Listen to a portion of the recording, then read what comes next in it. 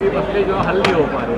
देखिए, मुझे वो मालूम नहीं है, पर जो लोगों को उम्मीदें थी इस सरकार से, नेशनल कॉन्फ्रेंस को 50 सीटें मिली, लोगों को लगता है हमारी मुश्किलें आसान हो जाएगी और जो तकलीफ़ें हैं लोगों की वो दूर हो जाएगी।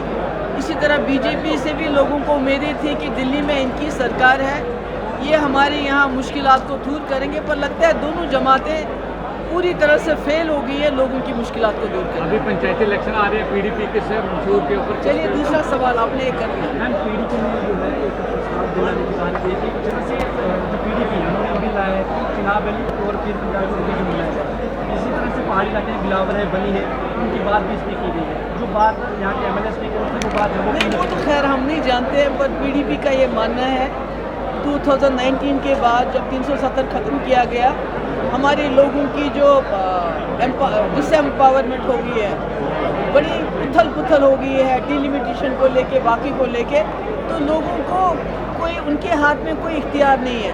तो ये जो दूर दराज इलाके हैं, चाहे चिनाब वैली है, चाहे पीर पंचाल है, चाहे बनी बसोली का एरिया है, ये बड़े दूर दराज इलाके, यहाँ एडमिनिस्ट्रेशन की ज़रूरत है। इसलिए हिल डिस्ट्रिक्ट्स बनने चाहिए, डिवीज़न बनना चाहिए, डिविजनल कमिश्नर चिनाब वैली में बैठे, डिविजनल कमिश्नर पीर पंचाल में बैठे, डीसी यहाँ बनी बसोली बिलावर में बैठे, इसी तरह नौशहरा में बैठे, इसी तरह उड़ी में बैठे, गुल गुलाबगंज में बैठे, तो कोटरंका में ये जो इलाके हैं बद्रवा, तो लोगों को बड़ी सहूलियत होगी, लोगों की मुश्किलें आसान हो जाएगी।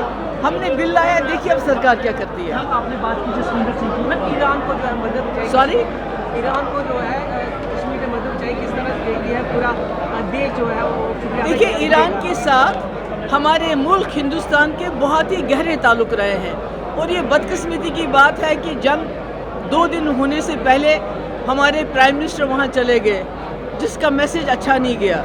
जम्मू कश्मीर को ईरान सगीर कहते थे, यानी छोटा ईरान कहते थे। इतने हमारे ताल्लुकात रहे हैं। जो हमारा मज़हब इस्लाम वो ईरान के रास्ते से आया है, हमारे बहुत कुछ उनसे मिलता जुलता है।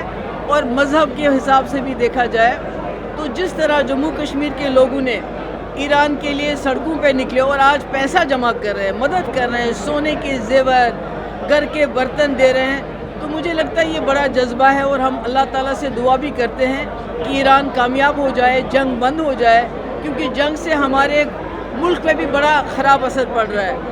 पेट्रोल महंगा हो रहा है, गैस महंगी हो रही है, महंगाई बढ़ रही है, जिसकी वजह से बहुत लोग तंग हैं। तो हम चाहते हैं कि जंग बंद हो और ईरान फतेहयाब हो।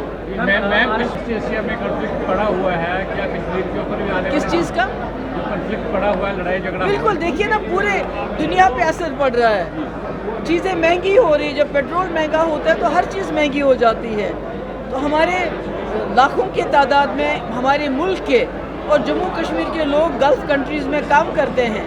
जब हालात बिगड़ेंगे तो नेचुरली वो वापस आ जाएंगे, बेरोज़गारी बढ़ जाएगी। तो इसलिए हम समझते हैं कि जंग बंद होनी चाहिए, जल्द अज जल्द बंद होनी चाहिए, ताकि अमन हो जाए और जो महंगाई है उसको भी रुकावट हो जाए।